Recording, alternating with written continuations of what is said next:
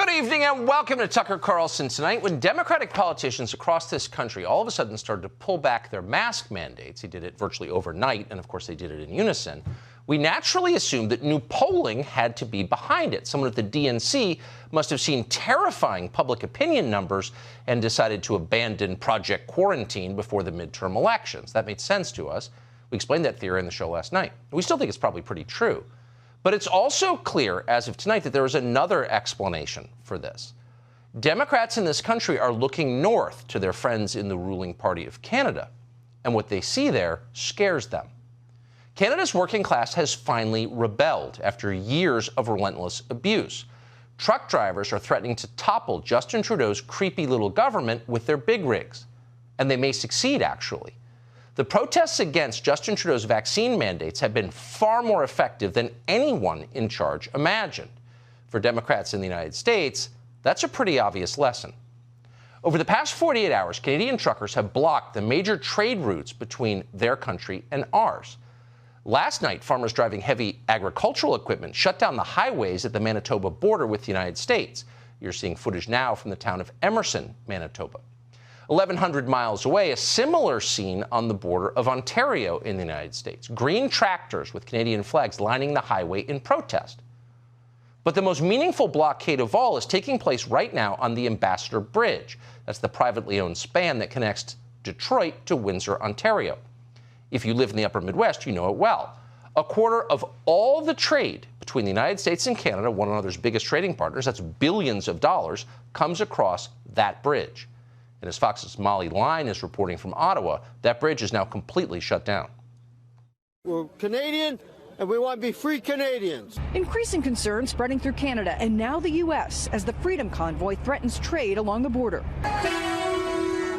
Truckers blocking traffic at the Ambassador Bridge connecting Detroit and Ontario. A second crossing linking Alberta and Montana also shut down by protesters, calling for an end to all COVID restrictions and vaccine mandates. We want freedom, freedom of all mandates, and that's what we're fighting for. The Ambassador Bridge is the busiest international crossing in North America, carrying 25% of all trade between Canada and the U.S.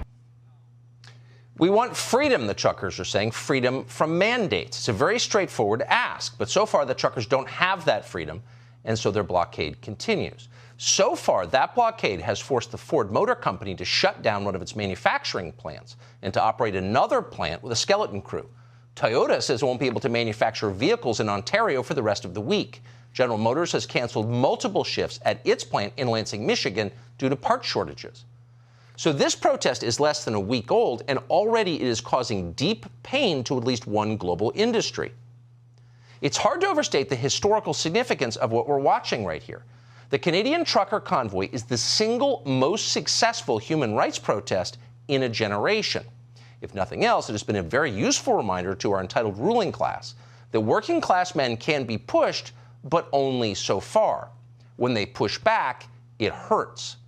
It turns out that truck drivers are more important to a country's future than, say, diversity consultants or even MSNBC contributors. Who knew? The White House has no interest in knowing. According to the Associated Press tonight, the Biden administration is, quote, urging the Trudeau government to, quote, use its federal powers to stop this protest, to end the truckers' protest. In other words, crush them by force. Politico is reporting that Biden officials are coordinating with Canadian authorities to, quote, establish alternate traffic routes around the protesters. That's Scranton Joe, the pro-union guy, shutting down a labor action. Pete Buttigieg is the completely incompetent transportation secretary in this country. Apparently, he's in charge of this effort. What Mayor Pete does not realize is it's not so easy. Truck drivers know a lot more about roads than McKinsey consultants do. An alternative border crossing in Alberta, for example, has already been totally shut down. They thought of that already, Mayor Pete. The Blue Water Bridge, which connects Ontario to Port Huron, Michigan, has been reporting delays tonight of nearly 5 hours. Now, there is an obvious way to fix this problem. Matthew Maroon, who's the owner of the Ambassador Bridge into Michigan, just spelled it out for Justin Trudeau, who's not terribly bright. End the vaccine mandates, and the bridge reopens. It's not hard. But Justin Trudeau won't. And he's decided he doesn't have to, because the truckers, as he's explained, have no legitimate complaint. They're racists, so we're not required to listen to them. Here is Trudeau in the Canadian Parliament on Monday. The people of Ottawa don't deserve to be harassed in their own neighborhoods. They don't deserve to be confronted with the inherent violence of a swastika flying on a street corner, or a Confederate flag, or the insults and jeers just because they're wearing a mask. That's not who Canadians are. Oh, so they're not even really Canadians. They're Nazis. So you don't have to hear anything they say. They don't even belong here. Maybe we'll intern them or expel them. Trudeau's state broadcasters have been repeating these lies over and over and over again for maximum effect. Pravda parroting Brezhnev. That's what they do. What's striking, however, is that the media in our country claim to be independent, but they've been doing the very same thing. Watch. Some of the organizers of this protest, which, as I mentioned, started more than a week ago, they do want to overthrow the government. Canadian officials calling the situation a, quote, nationwide insurrection. The police chief says COVID protests are a, quote, nationwide insurrection driven by madness. A nationwide insurrection driven by madness. And just think of the language. I know it sounds familiar to you, right? A threat to democracy, an insurrection, sedition. The police say that they are under-resourced and they are overwhelmed. They have said that this city is under siege. It's not just truckers. There's a lot of, I've heard there's QAnon supporters in the crowd. Residents that I have spoken to who say they feel terrorized, intimidated. It's a cult. There are QAnon supporters in the crowd. It's a cult. They're Nazis and they're crazy. Insurrectionists on the Edmund Pettus Bridge. Imagine. Now, they're using these smears because typically they work. Just dismiss these people. Don't listen to them. They didn't go to college. But what Justin Trudeau apparently didn't count on is that a handful of independent journalists are committing journalism inside Canada. And a free press works. That's why we have it, or did. So instead of repeating state-mandated talking points like their journalists do and the morons in our press corps do, these independent reporters have been broadcasting hours-long interviews with the truckers themselves in their cabs, totally unfiltered, so you can decide what you think. You can actually make your own judgment about reality. So you watch these streams for just a few minutes and you realize that these truckers, whatever their faults may be, are far less odious and much harder working than the journalists and the politicians who call them Nazis. Here's one 24-year-old protester who saved up and bought his own truck. He's an owner-operator now. He's losing hundreds of dollars every day because he's no longer working, but he says it's worth it because he's more concerned about human rights than about his own paycheck. You decide. I agree with freedom of choice. So people should be, if you want to wear a diaper over your face, hey, go ahead, you know.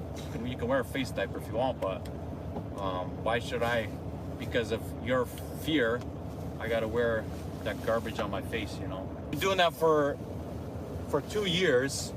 They said 2 weeks, but it's turned into 2 years, so enough is enough. Yeah, the voice of the working man there. You know how he knows he's a Nazi? Because he used the word freedom. Now, that footage, of course, was not shot by the CBC, which is Canadian state media, the most dishonest of all. It was from a live stream on the YouTube channel Zot. It was filmed just after midnight this morning. Zot is run by a man you've never heard of called Matt Garcia. Garcia is one of a handful of independent YouTube channel operators who are doing what legacy media refuses to do anywhere, ever, anymore. Garcia actually talks to people. He reports. He's not paid to do this. He's doing it because nobody else will do it. You should watch it. It's compelling because you can hear people speak and you can decide what you think about what they have to say. Here's another protester that Garcia spoke to in the streets of Ottawa. This man says that Justin Trudeau's authoritarian behavior reminds him of the Ayatollahs in the country he left, which is Iran. Watch. I'm from Iran, and I am proud to be between the freedom-loving Canadian patriots. Do you live in Ottawa? No, I came here from Toronto. Oh, yeah? I did a speech on the stage, and I lost my freedom once in Iran by the Ayatollahs, by the mullahs. I don't want to lose my freedom again in Canada. So what's the answer to him? Is he in QAnon? Is he a Nazi? Is he a white supremacist? Canada's leaders have no response whatsoever. They just accuse all these people of bigotry and then they turn away. The protesters are so immoral, we have no obligation to listen to them because democracy. We all lose when they do that, because actually the truckers do have something to say. And some of them are pretty articulate. Some of them are even eloquent about what they want. So as a public service, we thought you might like to hear it. Here it is. There's nothing extreme about wanting people to be able to make their own decisions in their home that is the best decision for their families. There's nothing extreme about that. No, that's not extreme. If you want to see extremism, take a close look at how Canada's ruling class is responding to these decidedly non-extreme protests. Authorities in Canada are now stealing firewood from protesters in sub-zero temperatures. You're seeing that theft on your screen right now. We're not making it up. Now, that wood is not being used in a crime. They're not using it to rob liquor stores. The protesters are using the wood to keep from freezing to death in February. But Trudeau's enforcers just took it from them. They also seized fuel, which the truckers were using to keep from dying in their cabs overnight. Watch. You take those cans off of that truck. Is that your property? It is now. So you have the right to take gas cans off of a trucker's truck. Is that correct? It is correct. According to what? Aiding and abetting criminal? A criminal offense. So now when you have gas cans on your truck, it's a criminal offense. This guy's name's Trudeau. So let's say you were on American television, or you worked at the Brookings Institution, or the Atlantic Council, or you were Liz Cheney, or any one of the many people who lecture you every day about democracy. What would you make of that exchange? Now, you may not like the guy's beard, or you may not like who he voted for, but what's your answer to him? If police are breaking the law by enforcing an order from the guy who runs the country, is that a democracy? No, it's not. It's not a free country. It's a very scary place. And that's exactly what Canada has become under Justin Trudeau. We'll play just one more clip. There are a lot of these, but we're not going to drag it out. You see the point. Watch this one. These are police acting under Justin Trudeau's orders, dragging an elderly man to jail and hurting him along the way. Why? Because he dared to honk his horn in support of the truckers. What's your name and badge number? Yeah, you're a Look, they're hurting an old man, a Canadian citizen. It's communism. This is communism. He's scared. Communist. You stand with the communist government. Call your police chief. He'll back you up. Call the police. Call your police chief. Arrested an old man. Shame on you. Shame on you. They hurt him, too. Look up his bruises on the internet. So in the end, Canadians are nice people. The cliche is true. And they're seeing some of this. It's being hidden from them on their state media, but it's all on the internet. So Justin Trudeau is attacking human rights and attacking humans. And that ultimately is bound to provoke a backlash, and it is. The province of Alberta just announced it is lifting its COVID restrictions and scrapping its vaccine passport system completely. Saskatchewan, Quebec, Prince Edward Island have done the same. They're getting rid of most of their COVID restrictions. In the face of this, in response to this, when you go too far, as Ceausescu learned, people turn against you. It was just a few days ago that a guy called Jagmeet Singh, he's the leader of Canada's supposedly pro-worker NDP party, smeared the truckers as racist. Of course, quote, those that claim the superiority of the white bloodline. What a pig. It's always the same lie. But yesterday, even Jagmeet Singh finally realized the same old slander doesn't work anymore. So he went to plan B.